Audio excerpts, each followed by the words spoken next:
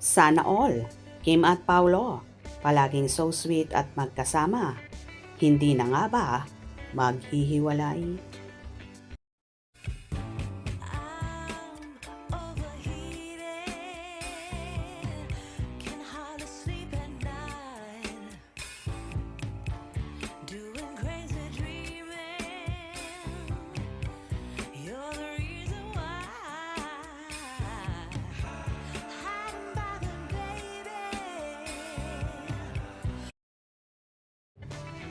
Tuwang-tuwa nga ang solid Kim Pao sa namataan na naman nilang larawan, kung saan kasama si Kim Chiu ng isa sa kaibigan ni Paolo Abilino, na ayon pa nga sa ilang netizens ay nag-dinner daw ang dalawa kasama ang colleagues ni Paolo. Kaya naman kahit walang larawan na inalalabas na kasama ang aktor, ay sure na sure ang mga fanay na magkasama ang magsing-irog at hindi na nga daw magkakahiwalay pa. Kaya naman samot-saring reaction ang naging komento ng netizens. Kasama sila Pao, obvious. Kagabi lang pala yan. Pretty Kimi. Wow, anong ganap? Bongga. Kimi, so pretty. Asan si Pao? Siya ang taga-picture. Hehehehe.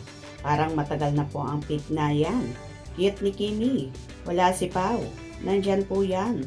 Yung friend ni Pao na kauwi lang at business partner din. Wow, bakit niyo po alam? Nasa caption nga. Friend ni Pao, naghanap pa talaga. Aloka kayo. Photographer po. Siyempre, taga-picture. Kimi, where's Pao? Nasa puso niya. Nice picture, Kim Pao forever. Wow, nice Kimi, nice picture. Where is that place? Kim Pao forever. Kim Pao, stay stronger together. Saan po ito? Well, tila hindi na nga magkakahiwalay pa ang lovely couple, kung saan kamakailan ay magkasama rin sila sa birthday party ni Miss Carlick Garcia at hinihinala rin na magkasama sila sa isa namang birthday celebration ng business partner ni Paolo sa kumpanya niyang Lupon WXC. Hindi lang nagpakita si Kimi pero hinala ng marami baka siya ang photographer, kung saan itinagpa nga siya ng isang worker sa naturang company at sinasabing andon nga ang dalaga.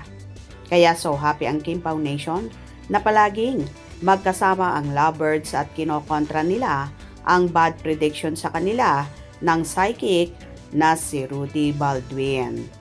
Kaya sa mga nang iintriga dyan, hinding-hindi po maghihiwalay at so sweet at palagi magkasama ang Kim Pao, lalo na kapag may mga special events na invited sila.